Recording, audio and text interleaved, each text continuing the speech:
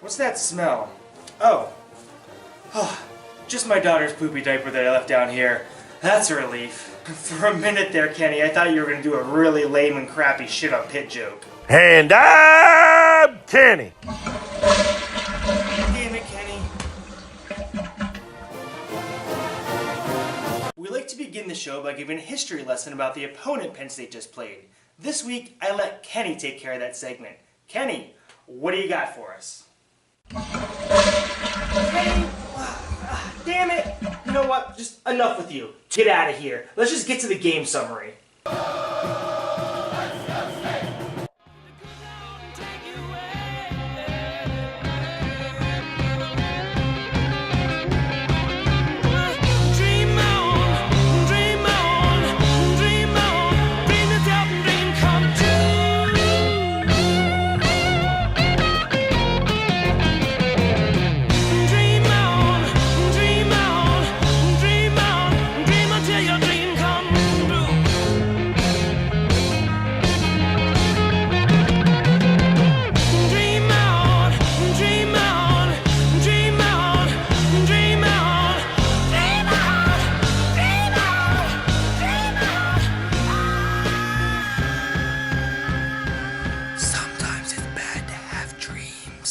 I have two daughters separated by 2.5 years, and the younger sister is constantly trying to imitate the older sister.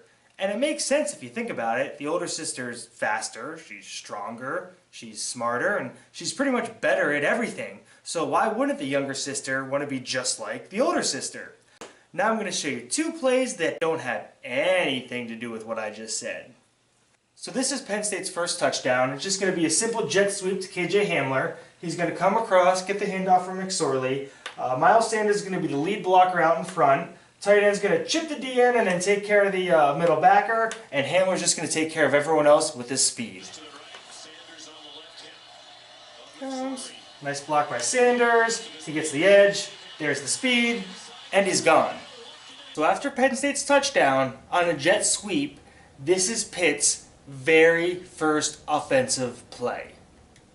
Week was the first he's played in 2 years out of a knee injury his senior year in high school. Who are you trying to be like, Pitt? Who are you trying to be like? Speaking of imitation, where do you see this? So this is the 2016 game, last time Penn State played at Pitt, and this is the second offensive play Penn State ran in the second half. And it's the wheel route touchdown to Barkley.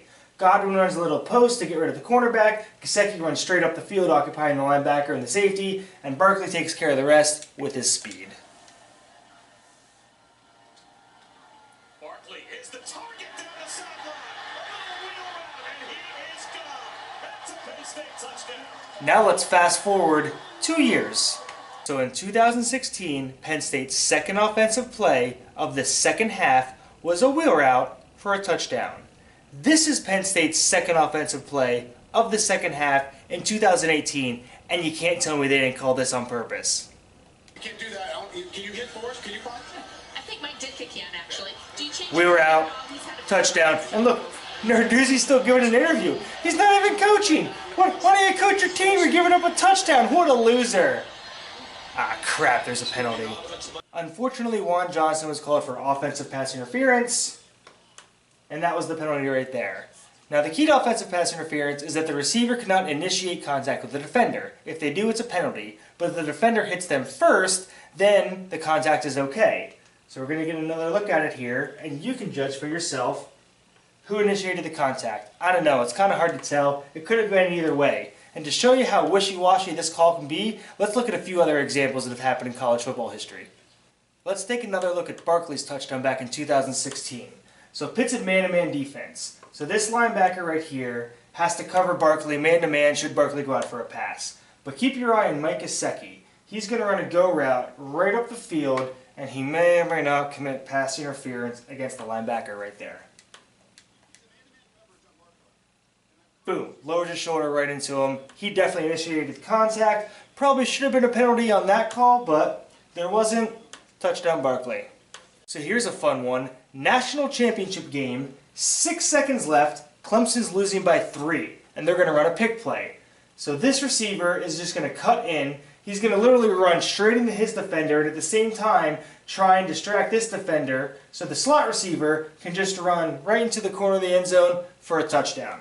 Let's see what happens.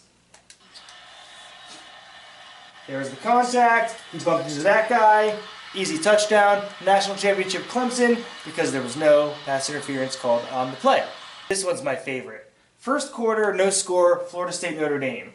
Notre Dame is going to have their top receiver literally just run straight in and literally throw a block on that defender, while this receiver is going to cut underneath for an easy touchdown. Right there. No penalty was called on the play, but wait, it gets better.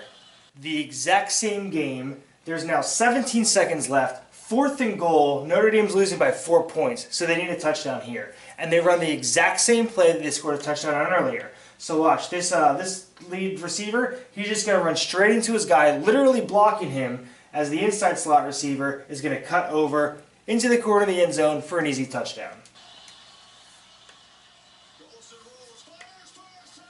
But they threw a flag this time.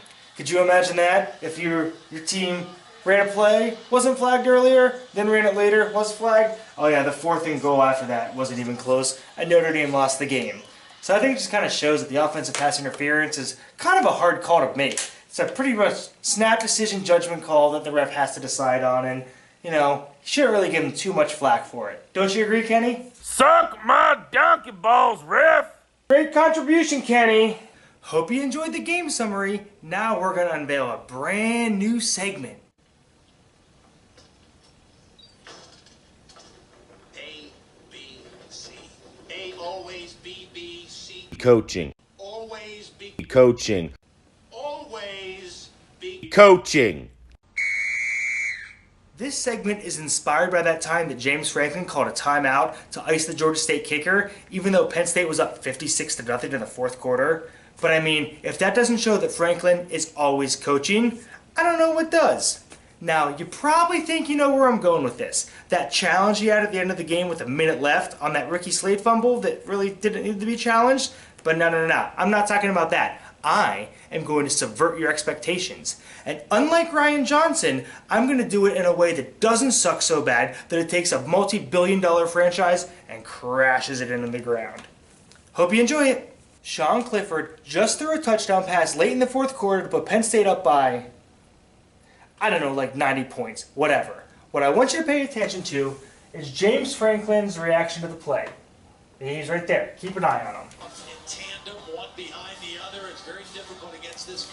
He's screaming at him. Why is he screaming at him? At first I'm like, oh my god, he wants him to go for 2. He wants him to go in and do a 2-point conversion. And while that would be awesome, unfortunately, they just kicked an extra point. But then I was like, I bet Clifford's the holder on the extra points. But no, he isn't. So my last thought was, oh, that's his first touchdown pass. Maybe he wants Clifford to go and get the ball and keep it, take it home with him. But no, I watched this like 80 times. At no point does Clifford get a ball, bring a ball back to the sideline, do anything with the ball. So I'm like, what is going on, Franklin? But then it dawned on me. I don't need to understand why James Franklin was yelling at him. You don't need to understand why James Franklin was yelling at him. All we need to understand that Franklin, he always be coaching. So I let Kenny prepare the final segment of the show, and he called it Lo Piet.